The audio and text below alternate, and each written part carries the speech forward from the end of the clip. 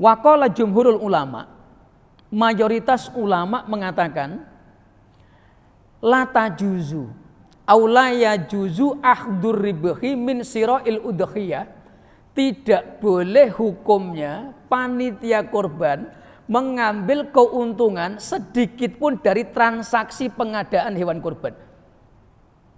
Ini jumhur, mayoritas, Pak. Jadi hukumnya bagaimana? Haramun bil itlaq. Mayoritas mengatakan haram secara mutlak.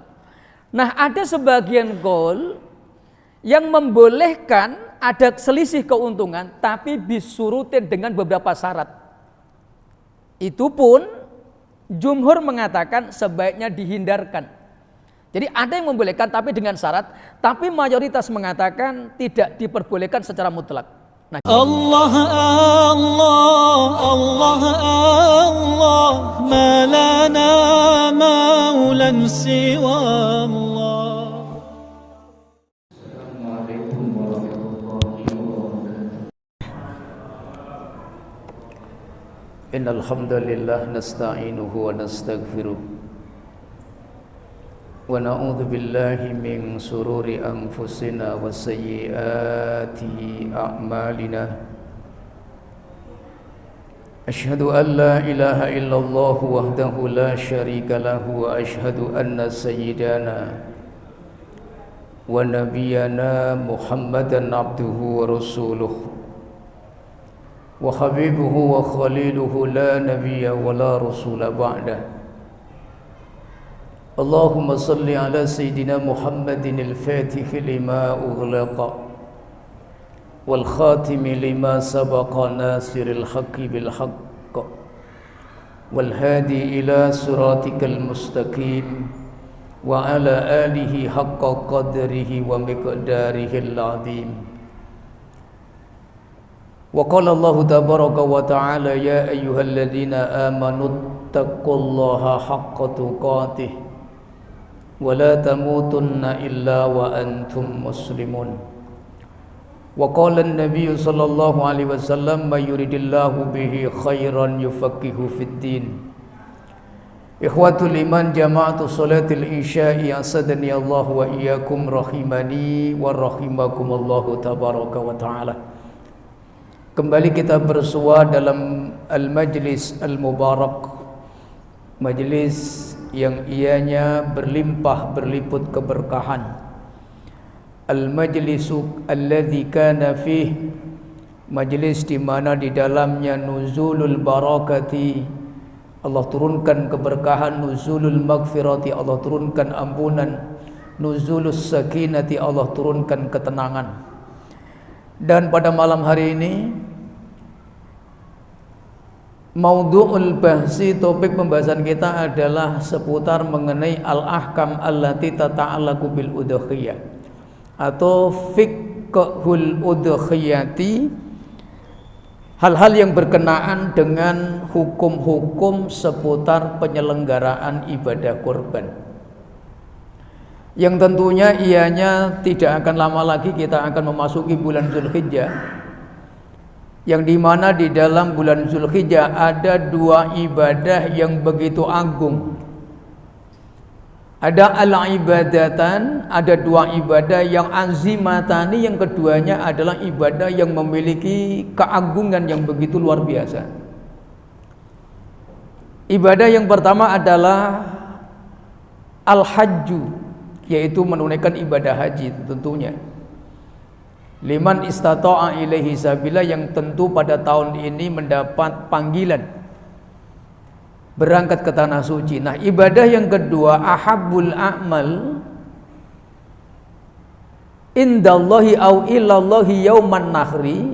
Ada juga satu lagi ibadah yang mana ibadah ini begitu dicintai oleh Allah Subhanahu wa taala. Ahabbul a'mal indallahi yauman nahri, di hari di mana di hari nahr bertepatan dengan 10 Zulhijjah, wa ayyamit tasyriqi, dan 3 hari setelah hari nahr, yaitu tanggal 11, 12, 13.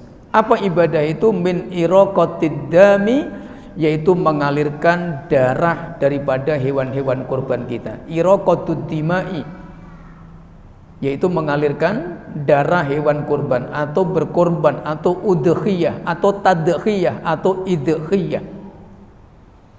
Nah, dalam pembahasan fikih kurban atau fikhul udhiyah, pembahasan yang berkenaan dengan ibadah kurban ini wasi'atun jiddan, begitu luas cakupan hukum-hukum yang berkenaan dengan ibadah kurban. Ada satu risalah, satu kitab yang berjudul Sittina Mas'alatan fi Ahkamil Udhiyah. Ada ulama yang mengumpulkan permasalahan yang senantiasa berkembang berkenaan dengan ibadah kurban itu sampai 60 permasalahan, Pak. Sittina Mas'alatan, ala Sittina Mas'alatan, sampai 60 perkara hukum yang berkenaan dengan penyelenggaraan ibadah kurban. Nah, kalau kita lihat secara utuh gambaran fiqhul udhiyah, maka muhtawiyatul bahsi, konten pembahasan hukum dari pembahasan fikih kurban, maka ia paling tidak dalam risalah kitab kami itu ada 25 pembahasan, Pak. Dan ini tentunya karena saya badal menggantikan Kiai Ahmad Junaidi yang tidak bisa datang, dan ini bukan bagian saya sebenarnya fikih. Jadi ini selesai tak selesai materi wajib selesai loh, Pak. Jadi 28 pembahasan pokoknya sampai ngantuk-ngantuk tahan aja, Pak. Jadi sampai sekitar jam 11 lah kira-kira lebih. Ya kalau ada nasi-nasi uduk pun tak masalah juga. Ya kita sejam aja lah ya, Ustaz. Oke. Baik, di antara pembahasan kami tawarkan nanti mana yang duluan akan kita bahas, semoga kami ngikut para jamaah. Yang pertama ta'riful udhiyah, apa itu definisi ibadah kurban. Yang kedua masru'iyatul udhiyah, kapan disyariatkannya kurban dan mana dalil diperintahkannya ibadah kurban. Yang ketiga hikmatu masru'iyatil udhiyati, hikmah manfaat kenapa disyariatkan ibadah kurban itu sanawiyatan, marotan likuli sanatin, kok enggak marotan likuli hayatin. Kenapa ibadah kurban itu disyariatkan setiap tahun, kok tidak satu kali seumur hidup. Yang keempat fadlul ukhiyah, keutamaan ibadah kurban. Nah kemudian yang kelima hukmul udhiyah, derajat kedudukan ibadah kurban, apakah dia wajib ataukah dia sunnah. Hukum yang keenam hukmul udhiyatil mandurah, hukum kurban yang dinadarkan. Yang ketujuh ma yahsulu bihi ta'yinul udhiyah. Nah kemudian hukum yang berkaitan dengan ta'yinul udhiyah, status hewan yang ketika sudah dikatakan ini hewan akan saya jadikan untuk berkorban. Yang kedelapan surutul udhiyah, syarat yang berkenaan dengan berkorban daripada minal hayawanatnya, dari hewannya. Nah yang kesembilan kemudian hal-hal yang berkaitan dengan ketetapan umur, yang berkaitan dengan umur hewan yang akan dijadikan korban. Nah yang kesepuluh yaitu syarat-syarat kapan hewan korban itu sah dan tidak boleh dipakai untuk berkorban. Nah kemudian yang berikutnya yang ke-11 niyatut tadhiyah, sejauh manakah kedudukan niat di dalam ketika berkorban. Nah kemudian waktul udhiyah, perkara yang berkaitan dengan kapan waktu penyelenggaraan penyembelihan hewan korban, kapan ibtidaul udhiyahnya, kapan dimulai waktu itu menyembelihnya, dan kapan intihaul udhiyahnya, kapan seseorang terakhir dikatakan boleh dan sah menyembelih hewan korban. Ini kaitan dengan waktul udhiyah. Nah yang ke-12 hal-hal yang berkaitan dengan waktul udhiyah, yaitu dabhul udhiyah qabla tulu'il fajri yauman nahr, bagaimana hukum menyembelih hewan korban sebelum terbitnya fajar di tanggal 10, dan termasuk bagaimana hukum menyembelih hewan korban sebelum qabla iqamati sholatil id, sebelum sholat id itu ditegakkan. Nah kemudian yang berikutnya adabut tadhiyah, hal-hal yang berkaitan dengan kesunahan dan etika ketika menyembelih hewan kurban, dan sunnah-sunnah yang hendaknya diperhatikan likulli mudhahi, setiap orang yang berkorban atau orang yang menyembelih hewan korban yang ia menjadi niabatan, pengganti dari orang yang berkorban. Nah kemudian hukum seseorang mewakilkan penyembelihannya kepada orang lain atau muakalah ilal jazar, hukum menyembelih hewan kurban diberikan wewenang penyembelihannya kepada al-jazar atau orang yang pandai dalam menyembelih hewan kurban. Nah, kemudian hukum kedudukan panitia di dalam ketika kaitannya dengan penyelenggara ibadah kurban, termasuk hal-hal hukum yang berkenaan dengan panitia ini, bagaimanakah status hukum panitia kurban, akhdur ribahi min syira'il udhiyah. Apakah boleh panitia kurban itu mengambil untung dari pengadaan hewan kurban? Nah, kemudian al-istinabatu fi tadbil udhiyah. Nah, kemudian hukum jam'un niyatain, menggabungkan niat dua dalam satu hewan, antara niat kurban sama niat akikah. Nah, kemudian hal-hal yang berkaitan dengan keduanya. Nah, kemudian yang ke-19, i'ta'ul jazari minal udhiyati samanan lidzabhi, termasuk hukum memberikan upah kepada tukang potong atau jegel atau panitia kurban dari daging atau sesuatu juz'an min ajza'il udhiyah. Nah, kemudian yang terakhir pembahasan hal-hal yang berkaitan ziyadatul bayan al-udhiyatu anil mayiti, yaitu berkorban atas nama mayit. Apakah dia boleh ataukah tidak boleh, ataukah seperti apa hukumnya, kita lihat keterangan para ulama. Jadi kurang lebih ada 28 sub pembahasan dari 19 poin pokok pembahasan. Nah, ini kalau saya bahas semuanya Bapak Ibu yang mulia, waktu saya tak cukup. Mana yang mau dulu dibahas dulu, Pak? Saya ngikut ini, serius ini, Pak. Panitia. Ini kayaknya langsung to the point. Jadi langsung panitia, Pak. Baik Bapak Ibu yang mulia, di antara beberapa sub pembahasan ada beberapa keterangan yang kami kumpulkan dari beberapa kitab-kitab yang muktamad dan muktabar dalam madhab kami, madhab Syafi'i, dan beberapa keterangan di madhab yang lain. Hal yang berkaitan dengan ibadah kurban.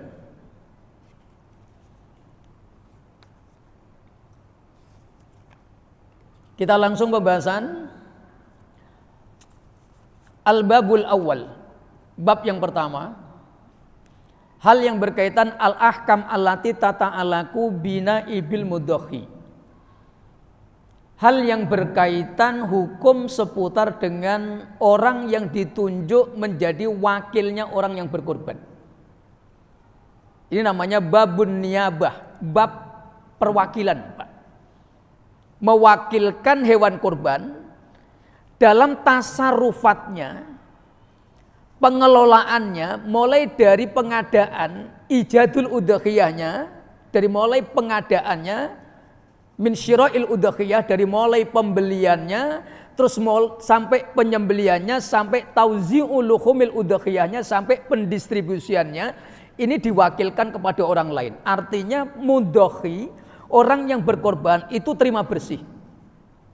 Nah, bagaimanakah hukum yang berkaitan dengan seperti ini, dan bagaimana status naibul mudhohi, hukmul niyabah, hukum yang berkaitan dengan perwakilan atau mewakilkan dalam bab kurban ini.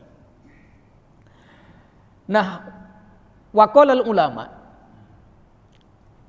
para ulama mengatakan ya juzu, hukumnya boleh memberikan al-wakalah. Jadi memberikan perwakilan, menunjuk seseorang yang dikatakan naibul mudhohi au muwakil. Muwakal, jadi ada muwakil, orang yang mewakilkan, ada muwakal, orang yang ditunjuk untuk menjadi wakil, Pak. Nah, di dalam ibadah kurban sepakat ulama itu hukumnya boleh. Jadi kalau ada orang berkorban, terus mulai pengadaannya, terus mulai daripada penyembeliannya, terus mulai dari pengelolaan dagingnya, pendistribusian dagingnya, sampai minal ibtidai hatal intiha, dari mulai awal sampai terakhir itu diserahkan kepada orang lain, itu hukumnya boleh. Ittifaqil ulama. Tidak ada hukum kemakruhan di sini. Tetapi ulama mengatakan walakinnal afdol, akan tetapi paling utama ayyakunal mudhohi, hendaknya orang yang berkorban itu mencari dan mengadakan hewan korbannya sendiri, itu paling utama. Tapi kalau diwakilkan itu boleh. untuk mendapatkan litaisir, kemudahan, supaya apa? Pembagiannya mudah, ada syiar, ada kebersamaan. Maka kalau dilihat dari sisi manfaat syiarnya, maka sebagian qaul mengatakan korban yang dilakukan berjamaah itu lebih disukai, akan nampak besarnya syiar.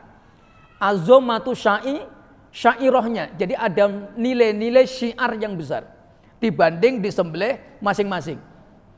Tapi paling utama, untuk pengadaan hewan korban itu disukai setiap likulli mudokhin, setiap orang yang berkorban itu membawa hewan korbannya masing-masing. Makanya wayusanu, dan disunahkan likulli mudokhin, setiap orang yang berkorban fi yaumin nahr, di hari nahr tanggal 10 dia menggiring hewannya masing-masing, kemudian dibawa kepada orang yang ditunjuk untuk menyembelihnya atau disembelih sendiri. Itu paling utama. Tapi kalau itu tidak memungkinkan, wa illam yumkin fala ba'sa wala haraj, tidak masalah. Kita berikan kepada orang untuk mengurusi hewan korban kita. Dan ini termasuk juga sunnah. Li'anna Nabi sallallahu alaihi wasallam, karena dulu Nabi 14 abad yang silam pernah memerintahkan amaro'an Nabi sallallahu alaihi wasallam aliyan. Bimana Ali bin Abi Thalib, menantu beliau. Jadi Nabi dulu pernah memerintahkan Sayyidina Ali untuk mengurusi hewan-hewan beliau. Ada yang mengatakan hewan ini adalah hewan al-budana, al-hadiyu, onta, yang itu kaitannya dengan musim haji. Ada yang mengatakan ini kaitannya dengan korban. Tetapi dalam penyembelihannya Nabi tidak menyembelih sendiri, tapi diperintahkan kepada Sayyidina Ali. Nah, Sayyidina Ali statusnya menjadi wakilnya Nabi dalam mengelola hewan korban. Maka oleh Sayyidina Ali hewan korban ini dibawa ke satu daerah yang daerah itu agak jauh dari kota Madinah. Maka disembelih di tempat itu dan disebutkan ini adalah korbannya Nabi SAW. Dan orang yang mengurusi namanya Sayyidina Ali bin Abi Thalib, dan Sayyidina Ali tidak menyembelih sendiri. Tetapi dalam syarahnya fa'amara Ali ibnu Abi Thalib, Sayyidina Ali menyuruh al-jazzar, orang-orang yang di kampung itu yang punya kepakaran dalam menyembelih hewan, terus kemudian mereka disuruh menyembelih, dan Sayyidina Ali memberikan upah itu dari uang yang telah disiapkan oleh Nabi melalui Sayyidina Ali bin Abi Thalib radhiyallahu an. Dari hadis ini maka mewakilkan penyembelihan mulai dari pengurusan dari awal sampai akhir itu boleh, dan itu sunnah. Kenapa? Nabi pernah melakukan, dan Nabi juga pernah menyembelih hewan beliau sendiri, mencari sendiri, membawanya sendiri, dan disembelih sendiri, dan dibagikan sendiri. Itu juga pernah dilakukan oleh baginda Rasul Muhammad SAW. Jadi dua-duanya boleh. Disembelih sendiri juga sunnah, diberikan kepada orang yang mengurusi sebagai wakil orang yang berkorban itu juga hukumnya sunnah. Jadi dua-duanya boleh, Pak. Karena dua-duanya ini qad fa'alahuman Nabi sallallahu alaihi wasallam, dua-duanya 14 abad yang silam Nabi pernah melakukannya, dan setiap yang dilakukan oleh Nabi itu berarti sunnah. Ma usnida ilan Nabi qaulan wa fi'lan. Setiap yang dinisbatkan pada Nabi sallallahu alaihi wasallam, baik itu ucapan, perbuatan atau takrir beliau dalam satu ketetapan hukum, maka itu dinamakan sunnah. Jadi kalau ada orang korban kok dia enggak mau bawa ke masjid, jangan kita salahkan, itu juga boleh dan itu sunnah. Tapi kalau ada orang datang minta kepada panitia korban, itu juga boleh dan itu juga mendapat pahala sunnah. Kenapa? Nabi pernah mewakilkan dalam pengurusan hewan-hewan korban beliau kepada Sayyidina Ali. Artinya Sayyidina Ali ini mewakili kedudukannya naibul Nabi, wakilnya Nabi di dalam ketika mengurusi hewan korban itu sendiri. Nah, ini yang pertama. Yang kedua, hal yang berkembang berkaitan dengan kedudukan mangzilatun naibil mudokhi. Nah, yang perlu dipahami dengan dalam hal ini yaitu kedudukannya orang yang ditunjuk menjadi wakilnya orang yang berkorban. Naibul mudokhi itu kedudukannya sama dengan orang yang berkorban, Pak. Jadi orang yang ditunjuk oleh orang yang punya hewan yang berkorban itu kedudukannya sama, Pak. Artinya apa? Ada amanat yang diberikan oleh orang yang akan berkorban kepada panitia korban, yang amanat ini harus sama dengan keinginan orang yang berkorban. Karena kedudukannya sama antara orang yang berkorban dengan orang yang ditunjuk sebagai panitia korban, ini sawaun bisawain. Artinya apa? Antara bainal muwakil wal muwakal, orang yang ditunjuk menjadi wakil dan orang yang mewakilkan ada tanggung jawab yang sama. Jadi ada Adul amanah, perintah untuk menunaikan amanat sebagaimana amanat yang diinginkan oleh orang yang akan berkorban. Nah, dari sini maka kita akan melihat beberapa hukum, termasuk dalam beberapa keterangan yang sering berkembang. Seperti contoh ada soal, wujudu soal kanat au kallaftu ghairi bi syira'i sil'atin li. Diumpamakan seperti ini, Pak. Bagaimanakah hukum seorang yang ditunjuk menjadi wakil orang yang berkorban, naibul mudhahi, ahdur ribahi min syira'il udhiyah. Bagaimanakah statusnya orang yang menjadi wakil orang yang berkorban atau panitia korban kalau sekarang ini mengambil keuntungan dari jual beli hewan korban. Nah, status kedudukan hukum ini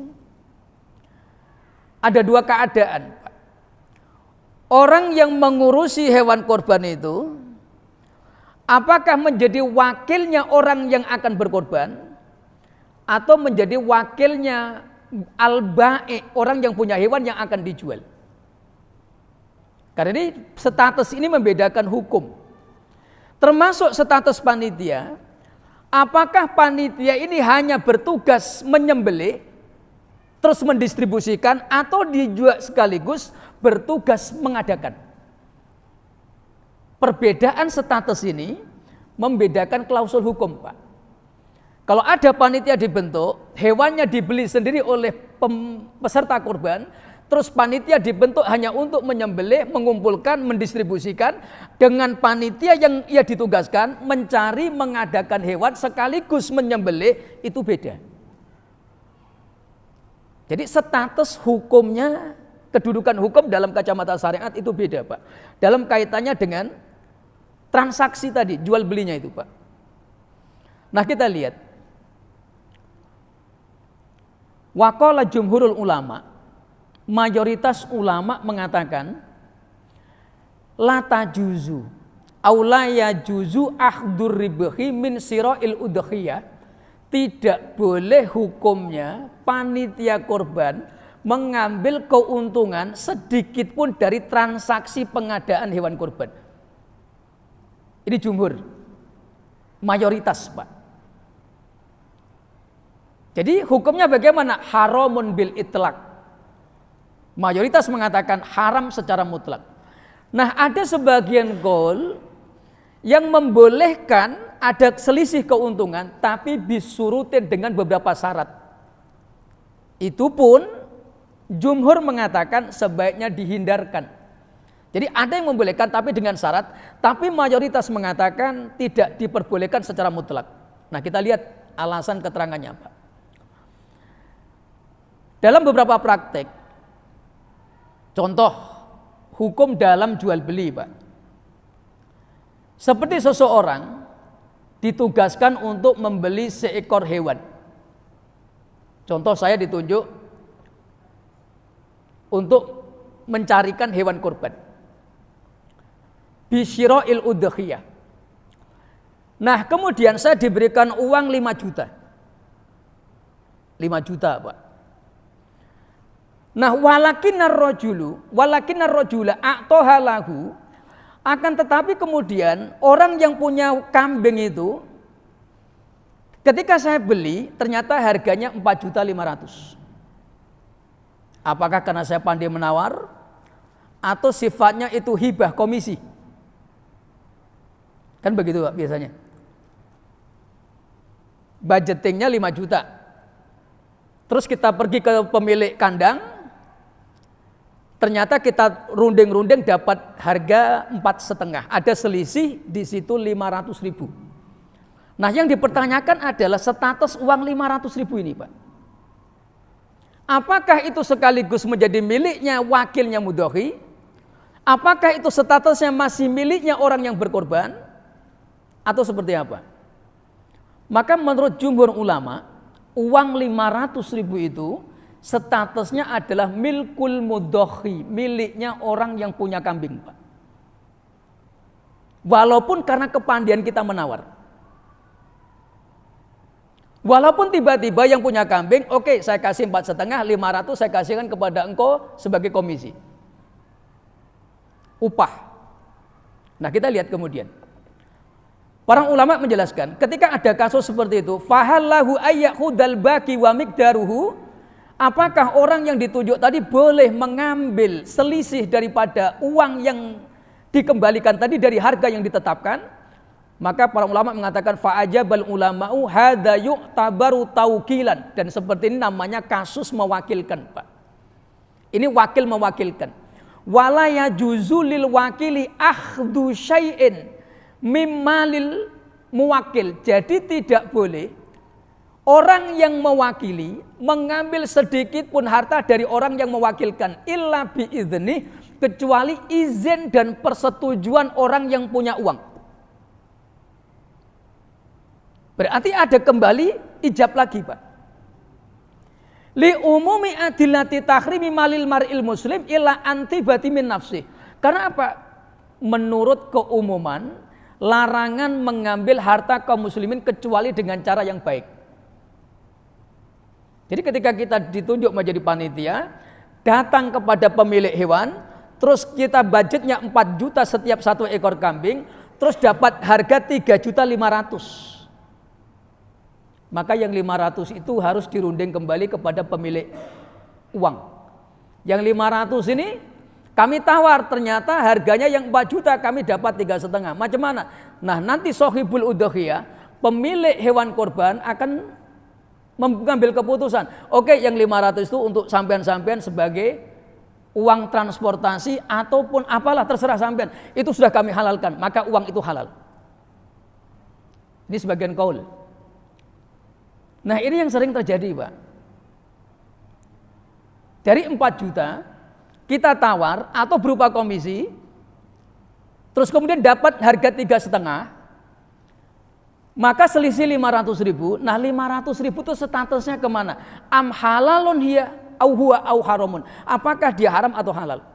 Ini milik siapa? Apakah milik daripada naibul mudhahi? Apakah boleh dimiliki oleh wakil daripada orang yang ditunjuk oleh orang yang berkorban, atau masih statusnya 500.000 itu miliknya orang yang punya hewan, pemilik mudhahi tadi?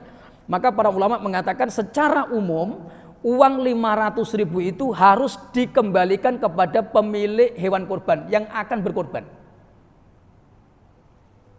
Dan ini mutafak, Pak, sepakat ulama. Nah, alasannya apa yang kedua? Li'anna hibbata ba'i'in liwakilin ishtara minhu fatul haku bil akdi wa takunu lil muwakkal. Di sini disebutkan, karena apa? Orang yang punya hewan, penjual kambing tadi memberikan 500.000 walaupun tanpa kita tawar, itu sebetulnya hakikatnya sudah dipotong dari harga jualnya. Itu pasti, Pak. Ibaratnya begini. Jadi umpamanya 400.000, 4 juta 500 yang diberikan kepada kita itu sebetulnya itu sudah potongan dari harga jual kambing. Artinya ketika kita dikasih 500 itu sebenarnya harganya 3,5. Artinya apa? Jadi pemilik kambing, penjual bai'ul udhiyah itu tidak akan rugi, Pak. Jadi ketika dia memberikan sesuatu komisi, dia sudah mengukur harga kambing ini sekian, modal saya sekian, saya berikan komisi sekian, itu diambil dari harga jual kambing. Jadi artinya apa? Kalau kambing kita tetapkan di 4 juta include, umpamanya 4 juta harga kambing, 200.000 itu operasional, maka harga kambing wajib 4 juta. Berarti bagaimana? Mewujudkan harga 4 juta, berarti nyari yang 4,5. Atau nyari yang 5 juta. Berarti usahakan dengan nilai 4 juta, berarti kambingnya yang gemuk dan yang paling bagus. Ini kepanitiaan. Jadi bagaimana caranya? Kita cari hewan yang 5 juta standarnya. Yang harga di situ 5 juta. Boleh nggak 4 juta? Budgeting kami 4 juta. Oke, 5 juta, 4 juta turun. Nah, itu yang sah, Pak. Kenapa kita tidak boleh mengambil? Karena kita sudah memasukkan biaya operasional. Dari situlah nanti kita berikan kepada minyaknya, biaya pengupahan dan sebagainya, termasuk mungkin untuk operasional panitia orang yang menjadi wakil. Maka kita sebutkan biaya operasionalnya. Artinya kalau sudah disepakati harga kambing 4 juta, maka harus murni kambing itu seharga 4 juta. Jadi kalau ada selisih, kita diberikan kelebihan selisih dari harga itu, berarti itu sebenarnya hakikatnya harga itu sudah dipotongkan dari nilai harga jual kambing, Pak. Nah, ini yang diperselisihkan oleh para ulama. Secara umum jumhur mengatakan tidak boleh. Kenapa? Hibatu bai'in liwakilin. Hibah pemberian gratis 500.000 umpamanya kepada orang yang menjadi wakil tadi, itu hakikatnya mengurangi atau sudah termasuk nilai daripada harga jual kambing. Jadi kalau kita dikasih 500, sebetulnya harga kambing itu 3,5, Pak. Sedangkan kita disuruh nyari harga kambing yang 4 juta. Jadi kalau supaya sempurna gimana? Kita cari yang bodinya besar, taksiran nilai 4,5 juta, kita tawar habis-habisan supaya apa? Mentok di 4 juta. Nah itu baru bagus, Pak. Ini kaitannya dengan wakil. Nah kemudian apa kata para ulama termasuk dalam madhab Hanafi? Al-Imam Al-Kasani mengatakan, hibatu bai'in liwakilin ishtaro minhu kanaksin minas saman. Jadi artinya apa? Jadi pemberian orang yang punya hewan yang dijual tadi, ketika diberikan kepada wakilnya orang yang berkorban untuk membeli hewannya sebagai komisi tadi, itu sebetulnya sudah dihitung, Pak, dari keuntungan penjualan yang ianya dipotongkan dari harga hewan kambing tadi.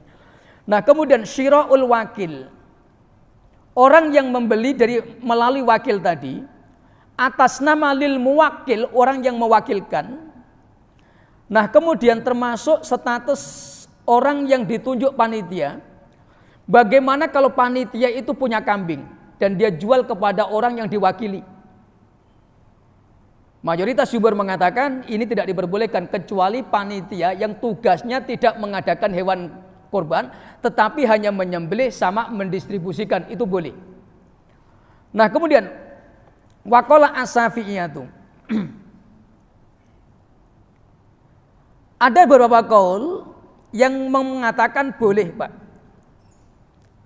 Tapi ini statusnya panitia itu mewakili orang yang punya kambing, bukan orang yang berkorban. Contoh begini, orang yang punya kambing, terus kemudian memberikan kita kambing. Ini saya patok 3,5 juta. Dari saya 3,5 juta. Anda jual kepada orang-orang berapa terserah, pandai-pandai Anda menjual. Dari saya 3,5. Kok ambil dari saya 3,5, saya jual 3,5. Kok kamu bisa jual lagi lebih dari itu, maka itu adalah untuk Anda. Tapi status panitia ini, dia bukan mewakili orang yang berkorban, tapi mewakili orang yang pemilik kambing. Itu diperbolehkan, Pak. Jadi memang perkara ini agak pelik, Pak, sebetulnya. Saya sering ditanya di majelis-majelis kami ketika kajian fikih udhiyah ini, saya katakan, perkara ini adalah amrun muskil, perkara yang pelik, Pak. Dan sebagian qaul sedikit ada membolehkan dengan syarat dan mayoritas mengharamkan secara mutlak. Nah, supaya aman bagaimana? Jadi kalau kita sudah tetapkan pada budgeting harga hewan itu 4 juta, nah kita wujudkan semaksimalnya agar mendapatkan harga hewan yang setara dengan uang yang telah disetorkan oleh peserta kurban. Adapun biaya, kita langsung to the point. Kami panitia butuh biaya, kami butuh transportasi, maka setiap orang yang akan berkorban kami ambil nilai tambahan sebagai biaya operasional. Itu baru boleh dan itu halal, Pak. Tapi kalau sudah kita tetapkan satu kambing itu 4 juta, maka pastikan bahwa hewan yang kita bawa itu memang hewan yang setara dengan nilai harga 4 juta. Nah kalau seandainya kita dikasih komisi, kalau supaya komisi ini halal, jom kita laporkan kembali kepada pemilik uangnya. Ternyata dari sekian 20 peserta ada selisih 500.000 semua. 500 kali, kalau seandainya peserta korban satu sapi 7, kita kadang sampai berapa? 10 ya, 10 kali 7, 70. Kambing 10 lagi. Jadi kalau 500.000 per ekor itu sudah 5 juta, Pak. Kalau sapi, taruhlah dari setiap orang setara dengan kambing, tak usah 500, 300 ribu aja Pak. Maka 10-nya udah 3 juta. Kalau 20, 6 juta. Jadi besar Pak. Dan inilah kemudian saya pernah ditanya oleh satu pengurus masjid di agak jauh sana Pak. Sampai satu masjid itu jadi panitia korban itu rebutan Pak. Jadi gak mau diganti. Tahun ini saya lagi ingin. Kenapa? Karena ada nilai-nilai komersial Pak. Jadi ada nilai keuntungan. Dan ini mohon maaf. Artinya apa? Kita jadi panitia korban itu semata karena ta'abud. Semata karena ibadah. Makanya dari awal kita clearkan. Kalau memang perlu biaya operasional kita sebutkan ini biayanya. Ini al-ikhtiyat sebetulnya. Paling kehati-hatian untuk mendapatkan pahala yang sempurna Pak.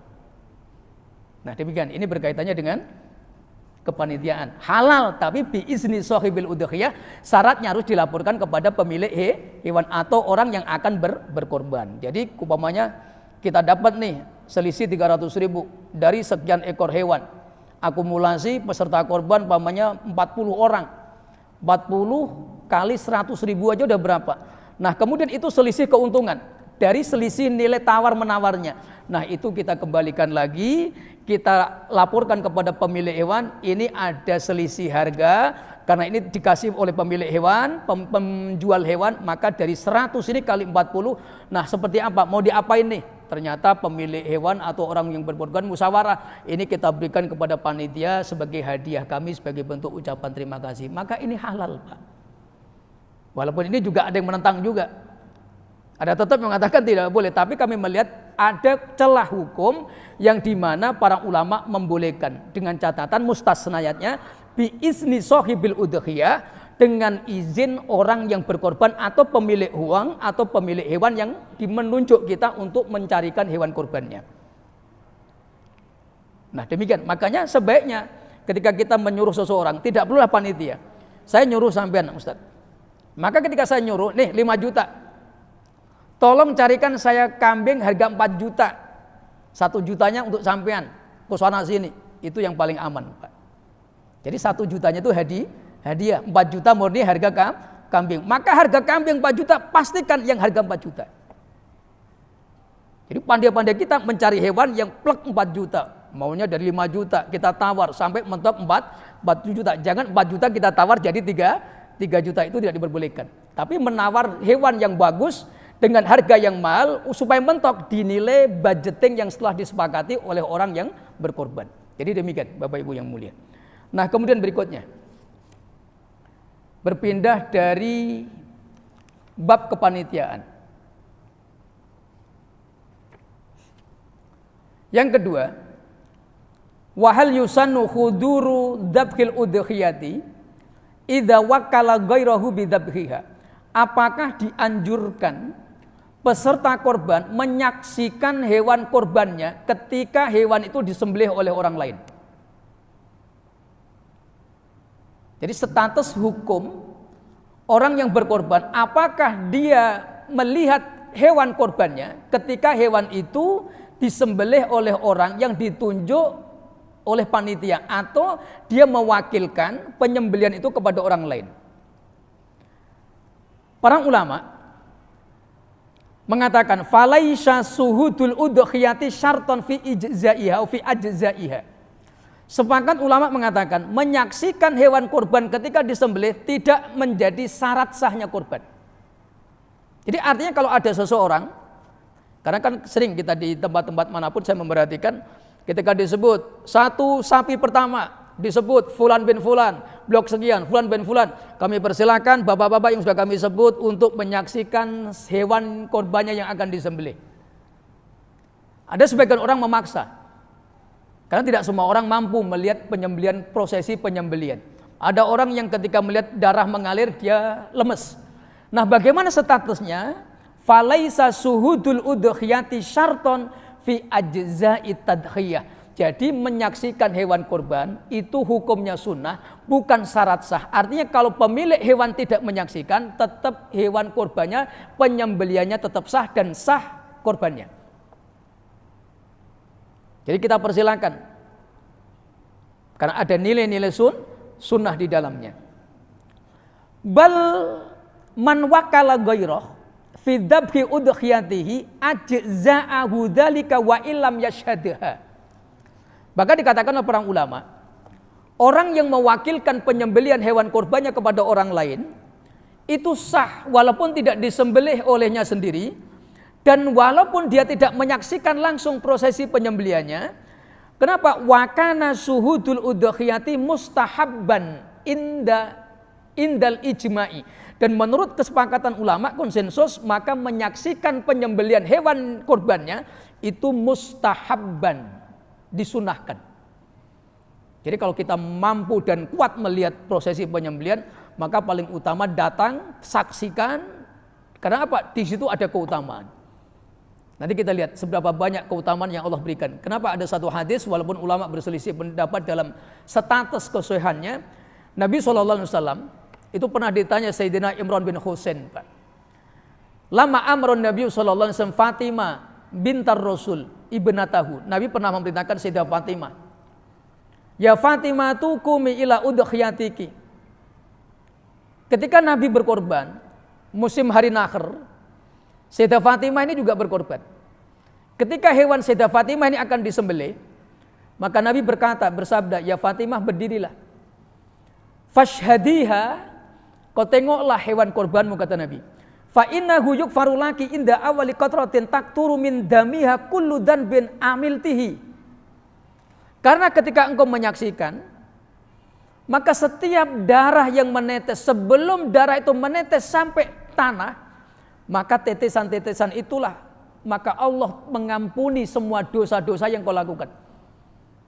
Padahal Sayyidah Fatimah ini dominan Nabi pernah menjaminkan ampunan Allah untuk putrinya. Tapi ini menjadi pembelajaran untuk umatnya.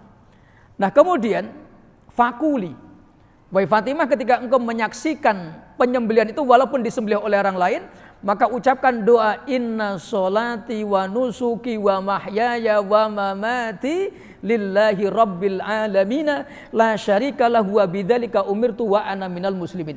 Walaupun hadis ini dhaif, doa ini, tetapi ulama di mazhab Syafi'i, Imam Suyuti mengatakan orang yang berkorban ketika menyaksikan hewannya disembelih disunahkan membaca doa ini, Pak. Inna sholati wa nusuki wa mahyaya wa mamati lillahi rabbil alamina la syarika lahu wa bidzalika umirtu wa ana minal muslimin. Baca doa ini, Pak.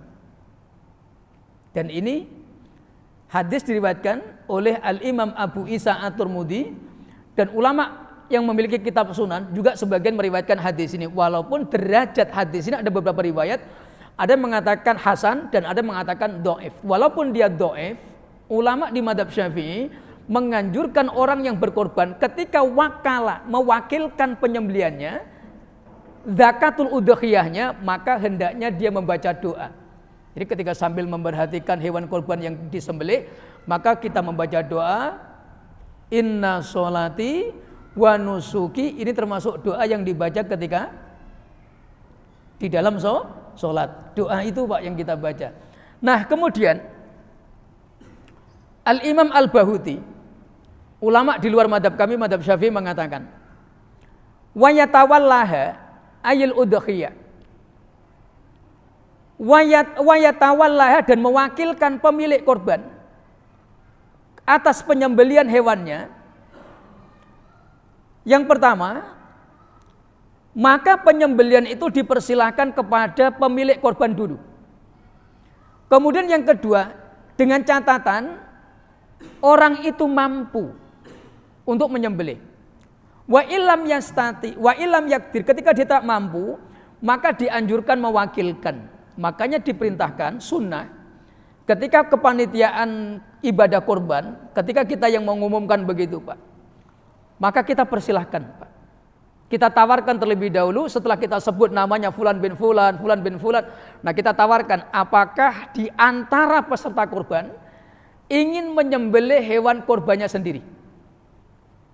Itu kita tawarkan. Karena wal aula, yang paling utama, sohibul udhiyah awil mudhi ayat baha udhiyatahu binafsi.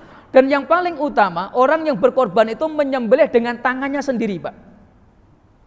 Bisyartin dengan syarat minimal wala akola min salati surut. Dengan syarat tidak kurang dari 3 syarat ini, Pak. Yang pertama, wujudul quwwah. Ada kekuatan. Fisiknya kuat. Yang kedua, al ilmu bidzakah. Dia punya ilmu tentang penyembelihan. Yang ketiga, wujudus syaja'ah, ada keberanian. 1, kekuatan, kedua ilmu, yang ketiga keberanian. 3 ini harus ada. Kalau ini tidak ada, salah satu saja yang tidak ada, maka jangan serahkan penyembelihan itu kepada orang itu, Pak. Ilmu menyembelih mampu. Dia punya kekuatan untuk menyembelih. Yang ketiga ada keberanian. Ada ilmunya mahir, Pak. Untuk menyembelih teorinya luar biasa. Tapi kalau nengok darah, dia bergetar, Pak. Berarti tidak ada keberanian. Yang seperti ini jangan disuruh nyembelih. Ilmunya ada, keberaniannya ada, tapi lemah. Ada gejala stroke ringan. Jadi kalau megang pedang itu, asikin atau almudyahnya itu, yang peso besar itu, begini, Pak. Ini namanya stroke ringan. Mohon maaf, kalau orang megang pesonya jadi begini, jangan ditunjuk dan diberikan amanat untuk nyembelih. Bapak, hewan korban, iya ini saya mau sembelih sendiri. Ketika megang peso yang besar, al-mudyah itu, sikunun kabir, kok tangannya begini, mohon maaf, jangan izinkan menyembelih. Khaufan, dikhawatirkan rusaknya penyembelihan. Jadi ilmunya ada, keberaniannya ada, dan kekuatannya ada. 3 syarat, Pak. Makanya paling aman kita serahkan kepada orang yang mampu. Nah, di Batam ini ada komunitas asosiasi penyembelih hewan yang tersertifikasi, namanya Julaiha. Julaiha apa Julaiha? Saya tahunya Julaiha aja, Pak. Juru sembelih halal. Dan imam-imam di Batam insya Allah banyak yang sudah tersertifikasi untuk legalitas penyembelihannya. Nah, artinya apa? 3 ini kalau ada, kita persilakan. Bapak pernah menyembelih? Pernah. Berani? Berani. Tidak sakit? Tidak. Sehat nih? Oke, serahkan, Pak. Silahkan. Kalau itu dia ingin menyembelih sendiri. Kenapa? Wal aula, yang paling utama, ayat bahal mudokhi udhiyatahu binafsih. Yang paling utama itu orang yang berkorban menyembelih hewan korbannya dengan tangannya sendiri. Dengan catatan ada kemampuan, adanya kesanggupan, dan nilai atau orang dianggap sanggup itu ketika memenuhi 3 syarat. Pertama ada ilmu, al ilmu bidzakah, ilmu tentang penyembelihan, wujudul quwwah, adanya kekuatan, wujudus saja, adanya keberanian. Kalau 3 ini tidak ada, salah satu aja, jangan sekali-kali serahkan penyembelihan kepadanya. Termasuk umur. Kalau jalannya sudah agak uyung-uyung, jangan disuruh nyembelih. Aki mau nyembelih sendiri, duduk aja udah begini nih. Jangan, Pak. Khaufan, dikhawatirkan merusak kehalalan penyembelihan. Nah, kemudian berikutnya berkaitan dengan menghadiri dan menyaksikan hewan kita yang ketika disembelih. Wal hikmatu min istibabi khuduri wa musyahadati dzabhil udhiyah. Paling tidak ada 4 keutamaan. Inna fi khuduri dzabhil udhiyati wa musyahadatiha hiya iqamatul lis-sunnah. Menyaksikan dan menghadiri penyembelihan itu termasuk menegakkan sunnah. Ihya'us sunnah wa iqamatus sunnah. Jadi kalau ada prosesi penyembelihan hewan kurban kita, kok kita datang menyaksikan langsung, itu mendapat pahala menghidupkan sunnah. Jadi pahalanya banyak. Pahala berkorban dapat, pahala menyaksikan hewan kurban ketika disembelih dapat. Jadi pahala-pahala sunnah. Wahia kurbatun lillahi tabaraka wa ta'ala. Faqad fa'ala hadzalika au faqad fa'ala dzalika Nabi sallallahu alaihi wasallam. Dan ini telah dilakukan dan dikerjakan oleh Nabi. Dan Nabi memerintahkan ahla baiti, keluarga beliau yang berkorban di tahun itu untuk keluar menyaksikan hewan-hewan yang dikorbankan dan disembelih pada waktu itu. Ada 2 riwayat, pertama Sayyidah Fatimah, riwayat yang kedua Sayyidah Maimunah. Kalau Sayyidah Maimunah Ummul Mukminin, kalau Sayyidah Fatimah itu ibnatur Rasul sallallahu alaihi wasallam, putri beliau. Nah, artinya dalam beberapa riwayat Nabi sering memerintahkan ahlul bait beliau untuk keluar menyaksikan hewan yang dikorbankan tadi ketika prosesi penyembelihan. Artinya walaupun yang diperintahkan itu keluarga beliau, artinya ini likafati ummatihi.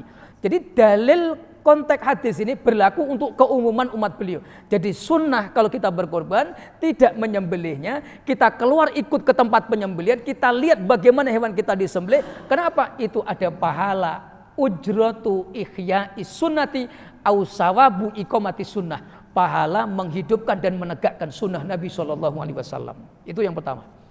Yang kedua, inna musyahadatad dabhi wa huduraha aw wa hudurahu.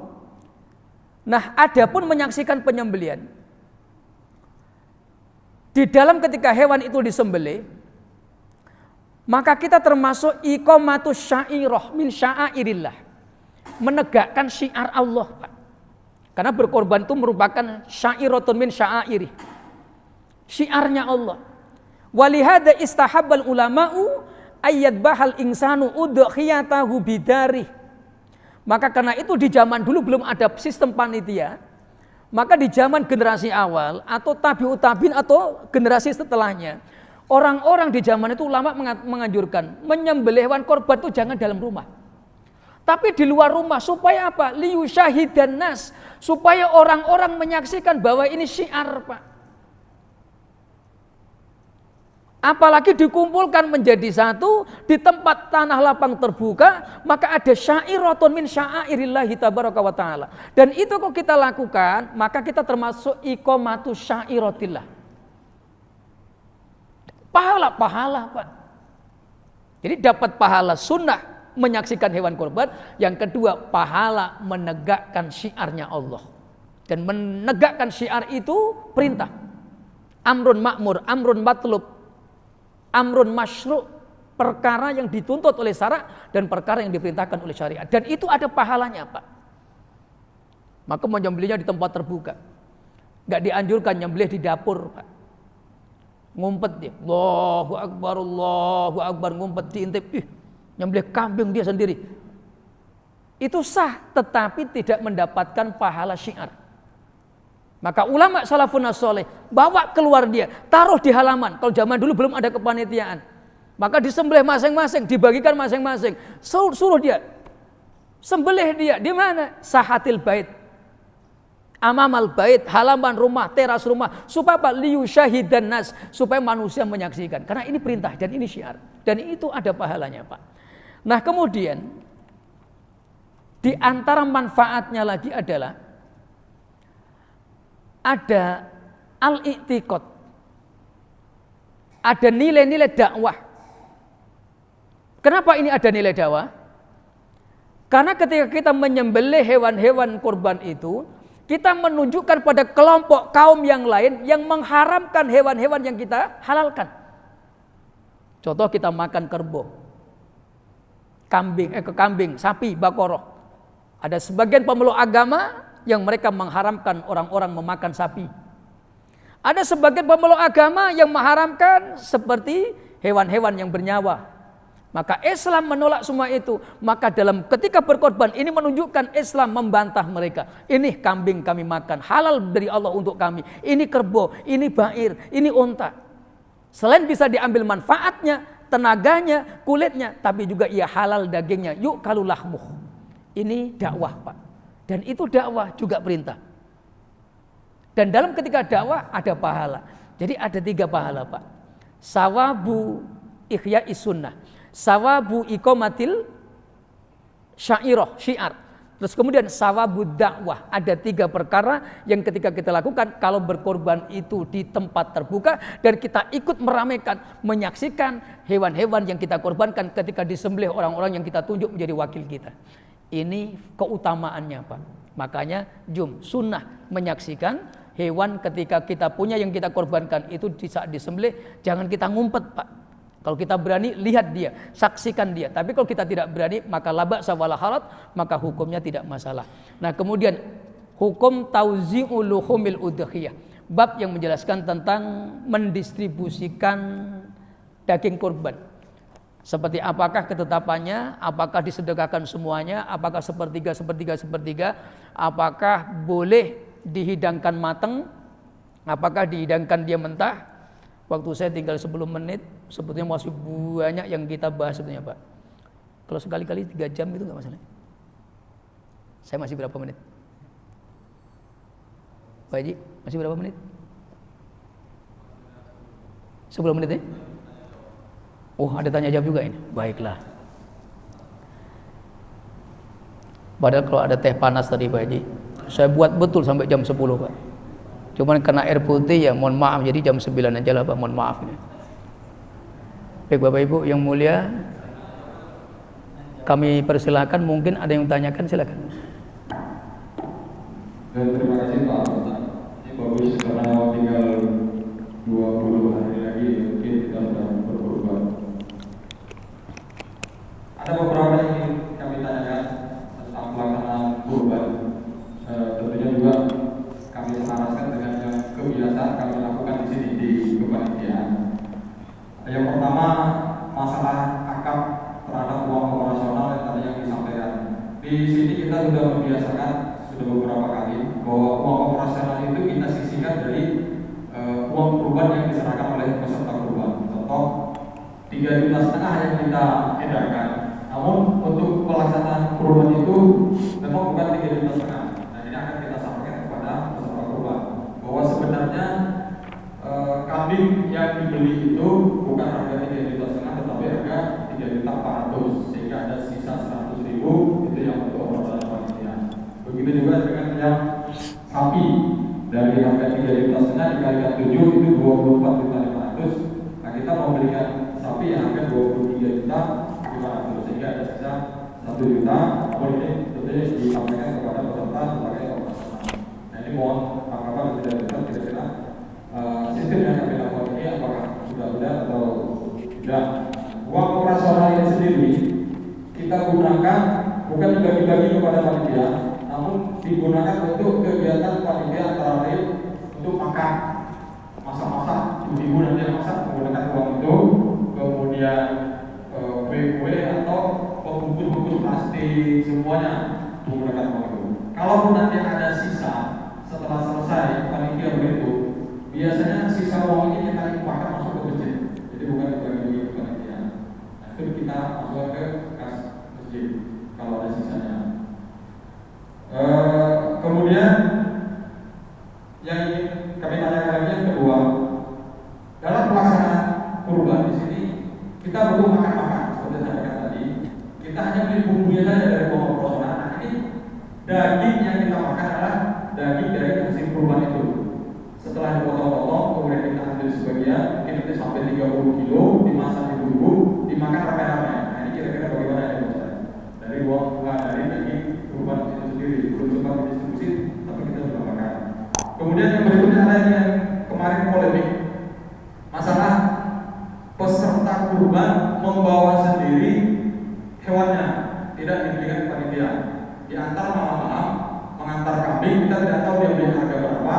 Mungkin kambingnya besar, ketika besok akan dipotong, yang bersangkutan datang terlambat, sehingga panitia mau cepat jam 9 selesai sore kita langsung potong, karena panitia punya daftar umpama ada 20 kambing, panitia beli 20, yang datang ada 30, ternyata memang ada 10 orang yang bawa sendiri.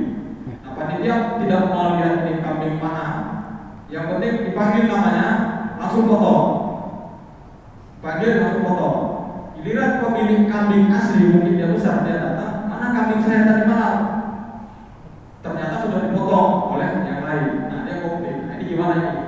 Tertukar kambingnya. Yang dia beli yang besar, pada saat dia harus potong, yang mau kau yang ada ini lah dia saksikan. Padahal itu bukan yang dia beli. Nah ini bagaimana hukumnya? Yang menyaksikan mungkin dengan terpaksa atau gimana yang menyaksikan memotong kambing yang bukan dibeli dia, karena memang masih ada sisa. Kemudian yang berikutnya masalah pendistribusian Ustaz.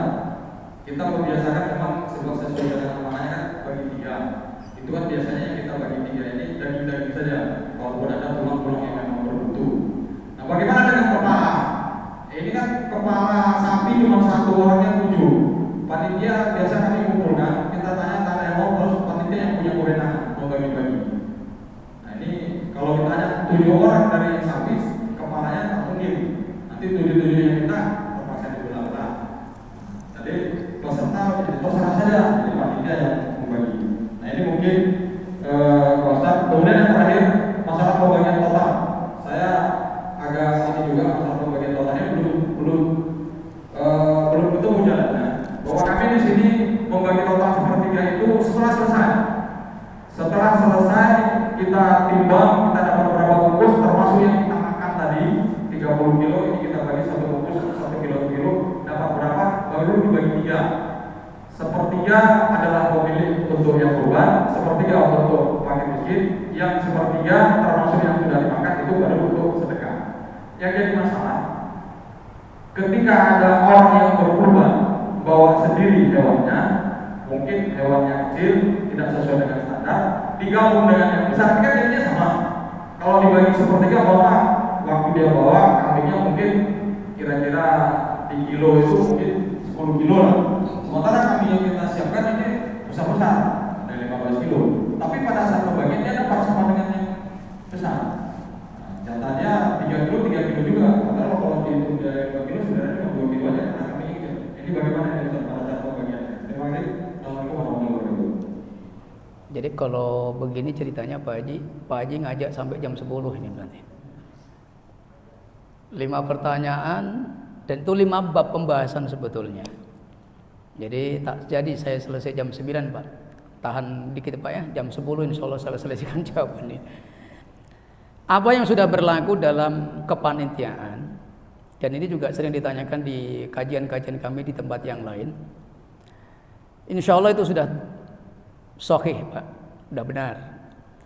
Karena ada 2 opsi supaya kita tidak memakan yang dikatakan hewan kurban, walaupun dia masih berupa uang. Karena kan yang diharamkan itu kan memakan uang kurban, itu yang diharamkan. Jadi menjadikan satu bagian dari kurban walaupun dia masih berupa uang.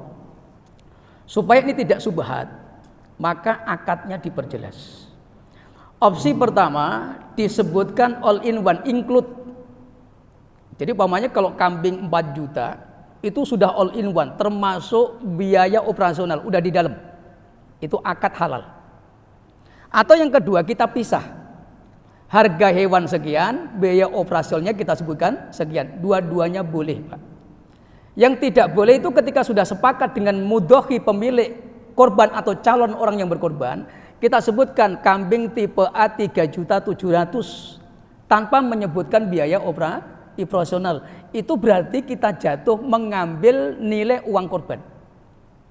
Mengambil bagian, seandainya kok uang ini sudah berupa kambing, kita seakan-akan mengambil bagian daripada kambing. Itu yang nggak boleh Pak. Jadi kalau 2 ini kita lakukan, sebutkan nilai hewannya, terus sebutkan biaya operasional. Atau kita langsung sebutkan include, paket, kita tawarkan ke jamaah, ini paket. Jadi di 4 juta ini ada harga hewan, ada biaya operasional, termasuk upah tukang nyembelih.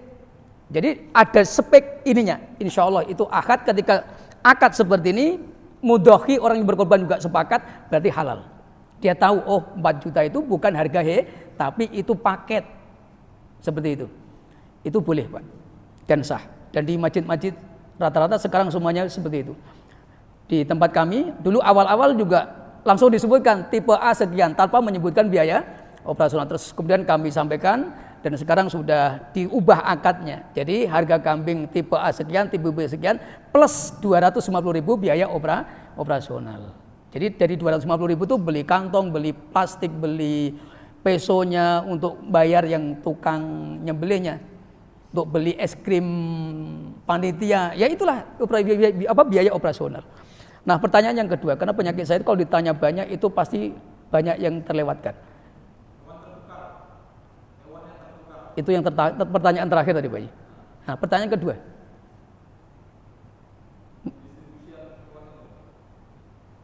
yang sepertiga. Jadi begini Pak Haji, taksimul luhumil udhiyah wahtalafal ulama, pendistribusian atau tauzi'ul luhumil udhiyah atau distribusi daging hewan itu ulama berselisih. Wahtalafal ulama. Nah di dalam mazhab kami Syafi'i wal aula, paling utama, Imam Syafi'i mengatakan al-aksar, paling banyak bagian dari jumlah hewan tadi itu disedekahkan, ayyatasaddaqah. Nah, mana yang boleh diambil? Kalau bisa sedikit aja. Itu pendapat qaul Imam Syafi'i dalam sebagian qaul. Nah, Imam Syafi'i juga dalam kitab Al-Um juga disebutkan, beliau juga sepakat dengan pembagian as-sulus sepertiga. Karena sepertiga ini juga yang diikuti oleh qaulu Ahmad, pendapatnya Imam Ahmad. Jadi as-sulusu, as-sulus, as-sulus. Ada 3 pembagian sepertiga. Nah, as-sulus lil akli, sepertiga untuk dimakan, sohibul udhiyah, orang yang punya hewan. As-sulus lis sodaqah, sepertiga untuk disedekahkan. As-sulus lil ihda, sepertiga lagi untuk dihadiahkan. Kenapa ada kalimat beda? As-sulus lil akli, as-sulus lil sodaqah, al-sulus lil ihda. Jadi 1/3 boleh kita ambil, Pak, dari total berat hewan. Yang 1/3 lagi itu kita sedekahkan. Ketika kalimatnya sedekah itu bainal agniya wal masakin. Adi pemberian dari orang kaya kepada orang miskin. Nah, yang ketiga al-ihda, hadiah. Kenapa tidak pakai kata sedekah? Karena kalimat diksi sedekah itu lebih banyak pada orang kaya kepada orang miskin. Maka kalau kita kepada tetangga, sanak famili yang sama-sama seperti kita ini bukan sedekah tetapi hadiah. Maka klaimnya lil ihda. Jadi ada 3, dimakan, sedekah, lil ihda. Makanya Imam Ahmad mengatakan, bahkan beliau mengatakan tidak sah pembagian daging kurban selama tidak diberikan bagian itu kepada fakir miskin. Jadi fakir miskin harus dapat. Tapi di mazhab Syafi'i boleh, walaupun seandainya tidak ada fakir miskin yang dapat bagiannya. Tapi yang penting diniatkan sedekah.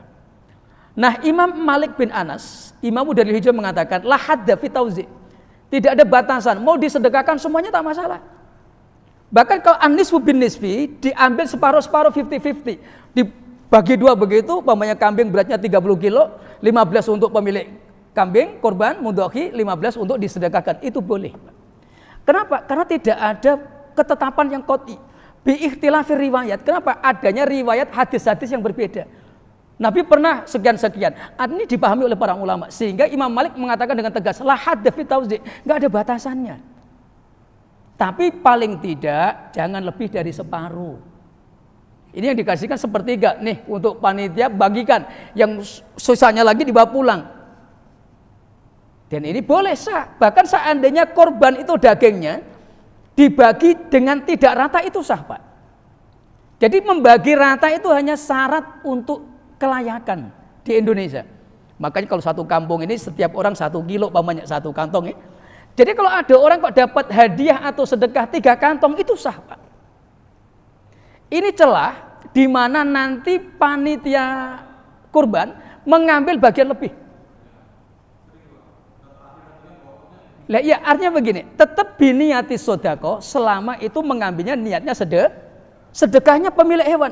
Wala biniyatil ujroh, bukan niatnya sebagai upah. Kalau bapak ngambil niatnya ini upah saya, haram.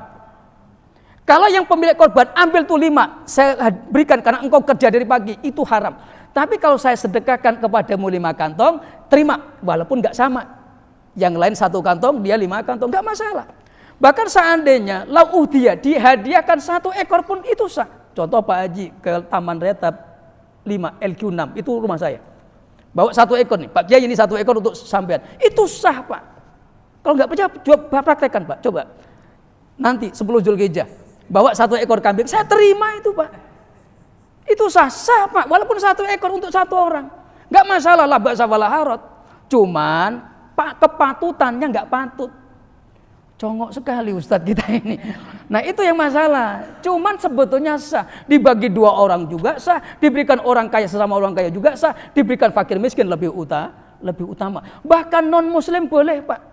Biniyatit ta'aluf selama dengan niat dakwah untuk melunakkan hati mereka. Kasihkan gak masalah. Dengan catatan non muslim kita berikan selama yang muslim dapat semua. Biniyati dakwah. Dengan niat dakwah. Nah kemudian yang ketiga. Kepala selama tidak dijual hukumnya sah, Pak. Selama tidak ada asas di situ biniyati syira' wal bai', tidak ada akad jual beli, maka hukumnya boleh diambil. Akhdul manfaat, kulitnya boleh. Al-intifa' wal istifadah min jildil udhiyah, min ra'sil udhiyah. Contoh mamanya, kepala bergelimpangan, kepala sapi nggak ada yang ngurusin, maka kita boleh ambil. Nah, kemudian mengambilnya itu harus bil idni sahibil udhiyah, dengan izinnya pemilik hewan atau orang yang ditunjuk oleh pemilik hewan. Nah, berarti kalau di masjid itu sudah banyak begitu, maka kalau ada orang ambil, paling tidak minta izin panitia kurban. Pak, saya ambil ya ini. Oh, nggak masalah, ambil. Tapi kalau seandainya pemilik hewan kurban pengen, saya mau gulai itu, nggak masalah, kasihkan aja. Dan disunahkan, termasuk akikah, itu dihadiahkan kepada zu'ama'ul ummah, ulama'uhum warusuhum. Jadi akikah dan kurban itu sunnahnya dihadiahkan agak gede kepada tokoh, satu ulama, ustadz, kiai, tokoh masyarakat yang ngurusin ulil amrinya, RT, RW, itu boleh Pak, itu sunnah. Kepala 2 ekor, kepala sapi, bawa ke Pak RW, boleh Pak. Bahkan itu disukai. Kepada ustadz imam masjid 2 kepala sapi gede sama kaki 4 tunjang, itu boleh Pak. Selama in aminat anil fitan, selama tidak ada fitnah. Tapi kalau ada fitnah jangan. Contoh, terus nanti lingkungan buang, enak sekali jadi Pak Imam itu. Tengok kepala 4 deh. Enak sekali jadi imam, itu namanya fitnah. Kalau itu terjadi, maka jangan lakukan. Jadi selama itu tidak ada fitnah, aman, la ba'sa wala haraj. Silakan. Kenapa? Tidak boleh memubazirkan sekecil apapun bagian juz'un min ajza'il udhiyah. Kalau bisa semuanya bermanfaat, tulangnya bermanfaat, jadikan sop tulang, dagingnya, lemaknya, semuanya sampai bulu-bulunya kalau itu gibas, atau sampai kulitnya kalau itu sapi, semua jadikan manfaat. Kalau terakhir kok kulit itu sapi kok banyak, nggak bisa dimanfaatkan, orang nggak mau ngambil, silakan dijual. Sebagian qaul madzhab Syafi'i membolehkan, tapi kembalikan hasil penjualannya kepada orang-orang miskin atau fakir. Jangan berikan ke masjid Pak, berikan kepada fakir miskin.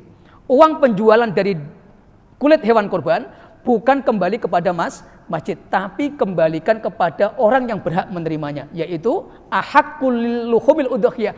Awal daripada orang yang berhak menerima daging kurban itu sebenarnya sama, orang-orang miskin. Maka awal kurban itu disyariatkan, Nabi melarang sahabat itu menyimpan hewan kurban itu dagingnya sampai fauqas salasati ayyam, lebih 3 hari. Harus dihabiskan. Kenapa? Qaddafat, orang-orang Badui yang hidupnya miskin, setiap bulan Zulhijjah itu buru-buru datang ke kota Madinah. Kenapa? Mereka tahu di kota Madinah, di Masjid Nabawi banyak hewan yang disembelih. Maka Nabi melarang hewan-hewan itu diawetkan lebih dari 3 hari. Tapi setelah musim berikutnya orang-orang Badui itu udah mapan, mereka juga udah berkorban, maka Nabi mengizinkan as-sulus lil akli, as-sulus lil ihda, sepertiga kau makan, sepertiga kau simpan, sepertiga kau sedekahkan. Artinya dimakan bersama saudara, famili, kerabat. Yang disimpan lil iddikhar itu untuk kita pribadi, itu hukumnya boleh. Kenapa? Karena tidak ada lagi yang lebih urgent untuk menerimanya. Termasuk naklul udhiyah, memindahkan hewan kurban melalui jam'iyah al-khairiyah. Bagaimana status berkorban melewati lembaga-lembaga sosial, itu hukumnya boleh. Tetapi paling utama kurban itu di tempat yang kita mencari nafkah, sama dengan zakat. Tapi kalau ada tempat yang lain yang lebih membutuhkan, al-aula naklul udhiyah, hukumnya boleh. Dan lebih utama kalau ada saudara kita yang lain yang lebih memerlukan dibanding kita. Tetapi tetap udhiyah itu sebaiknya di tempat kita berada, kita hidup, kita bekerja. Demikian Pak Haji. Allahu a'lam bishawab. Ada lagi?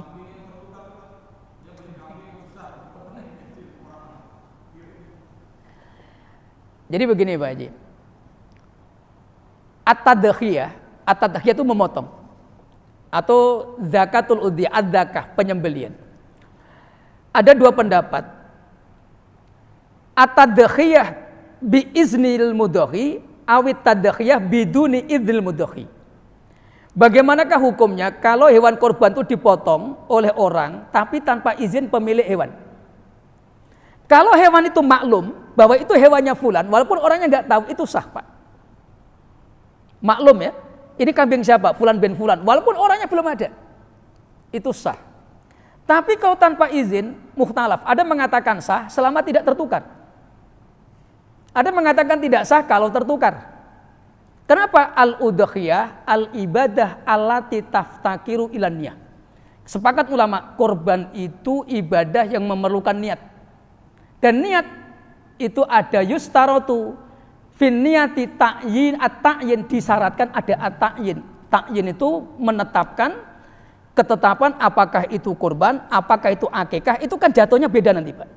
Sama-sama menyembelih, kalau niatul udhiyah kurban, niatul akikah jatuhnya akikah.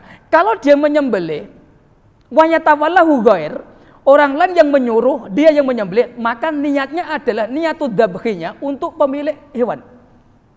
Bukan untuk dia. Makanya doanya Allahumma taqabbal minni. Nabi mengajarkan begitu, itu kalau kita sembelih sendiri. Nah, bagaimana kalau kita menyembelih orang lain? Allahumma taqabbal min fulana ibni fulan. Tidak boleh bismillahirrahmanirrahim, ya Allah ini dari saya. Ngok lagi, ya Allah ini dari saya. Jadi 100 kambing itu semuanya atas nama penyembelih doang, Pak. Kenapa? Ibadah korban yahtaju wa yaftakiru ilan niyah. Wan niyah yustaratu bi ta'yin, dalam niat disyaratkan ada ta'yin. Seperti sholat maghrib dia sebutkan maghribnya, isya sebutkan isya-nya, untuk membedakan apakah ini maghrib sama-sama 4 rakaat, apakah isya atau duhur, apakah qadha, apakah ada, itu ta'yinun niat. Dan korban itu wajib ditakyin. Ini kambing fulan bin fulan disebutkan, maka penyembelihnya tinggal menyebutkan bismillah, ini korban untuk al-mazkur yang telah disebutkan oleh panitia. Itu sudah selesai, Pak. Nah, kalau tidak disebutkan, penyembelih wajib meniatkan atas nama pemilik sahibul udhiyah atau mudhoki. Nah, bagaimana kalau tertukar?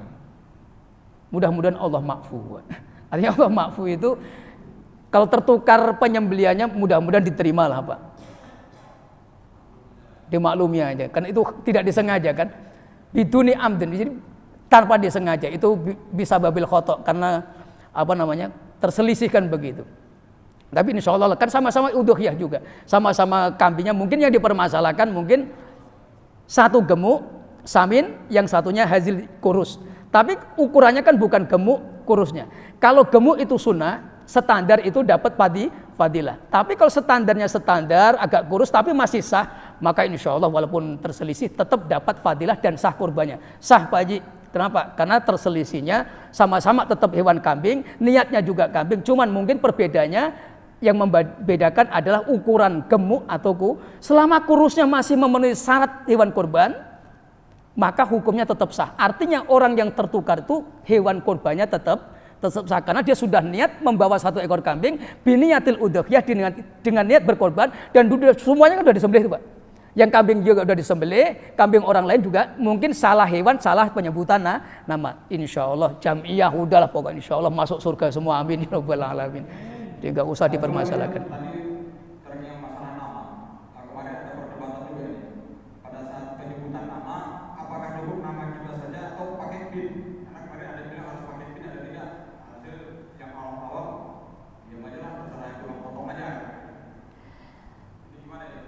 Jadi sebaiknya pakai bin, Pak Haji. Ya. Karena ada persamaan nama, maka supaya untuk membedakan itu adalah ibnu. Sama-sama namanya Abdullah. Abdullah yang mana?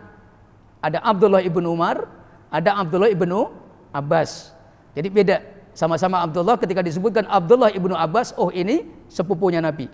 Tapi kalau Abdullah ibnu Umar berarti anak daripada Khalifah Sayyidina. Makanya sebaiknya untuk tidak tasyabuh, ada penyerupaan nama supaya tidak jumbuh kalau orang kami bilang, maka sebutkan dengan binnya komplit, sama dengan nikah, Pak Haji. Angkahtuka wa zawwajtuka ya fulan ibnu fulan, ya fulanu ibnu fulan, wahai fulan anak daripada fulan, aku nikahkan dengan perempuan putri dari ini. Kalau itu wakil, artinya apa? Supaya tidak salah penyebutan maksud dari nama yang disebut. Ya Abdullah bapaknya, Abdullah yang mana kan begitu. Karena nikah itu ijab, kalau diwakilkan kepada orang lain juga boleh. Nah, artinya supaya itu tidak terjadi, maka sebutkan namanya fulan bin fulan. Hada udhiyatu au hadhihi udhiyatu fulanu ibni fulani.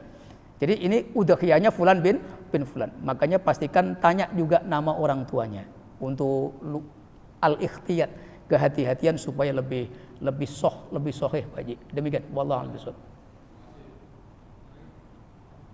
Cukup ya Pak, udah banyak sekali nih Pak Haji. Itu udah mewakili semuanya itu Pak Haji.